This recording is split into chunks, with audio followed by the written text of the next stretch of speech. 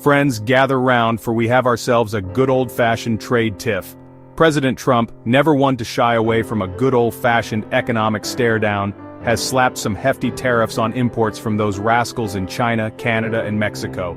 It seems the name of the game is protectionism, and the goalposts are American jobs and industries. Now you might be asking yourself, John, what in the blue blazes are tariffs? Well, imagine this. You're trying to sell your homemade cookies, but the neighborhood bully decides to charge you an extra $1 for every cookie you sell on his block.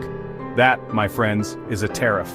A tax on imports, making them pricier than their homegrown counterparts.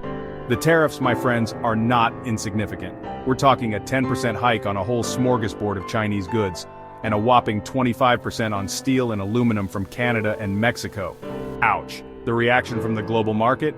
Let's just say it wasn't pretty. Stocks took a nosedive, investors went into a frenzy, and economists started sweating profusely. The world held its breath, wondering what the fallout would be. China, never one to back down from a good old-fashioned trade spat, decided turnabout was fair play.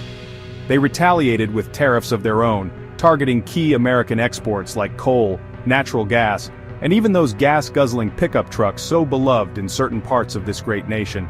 But China wasn't content to just match tariffs, oh no.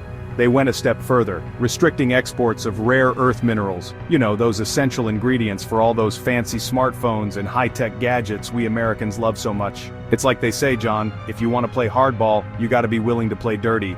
And just to add insult to injury, China decided to launch an antitrust investigation into Google, you know, the company that practically runs the internet. They also slapped PVH Group, the fine folks who bring you Calvin Klein underwear, and Illumina, a bigwig in the genetic testing world, on their unreliable entity list. Basically, China's saying, you want to play rough, America? Two can play at this game. And you know what they say, folks, when two elephants fight, it's the grass that suffers. Up north, our dear friends the Canadians weren't exactly thrilled about these tariffs either.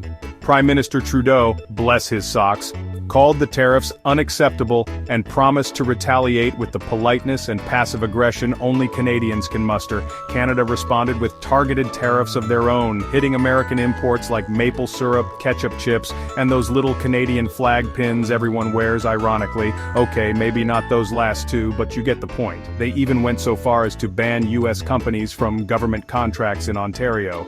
Ouch, right in the economy. Down south, Mexico also felt the heat. They announced plans to hit back with tariffs on American agricultural and industrial products, likely impacting those delicious avocados we've all come to depend on. President Sheinbaum also agreed to send 10,000 National Guard members to the US-Mexico border. But hey, that's probably just a coincidence, right? So, what does this all mean for you, the average Joe or Jane just trying to make ends meet? Well folks, economists are predicting higher prices on everything from cars to washing machines to those little plastic toys your kids love so much.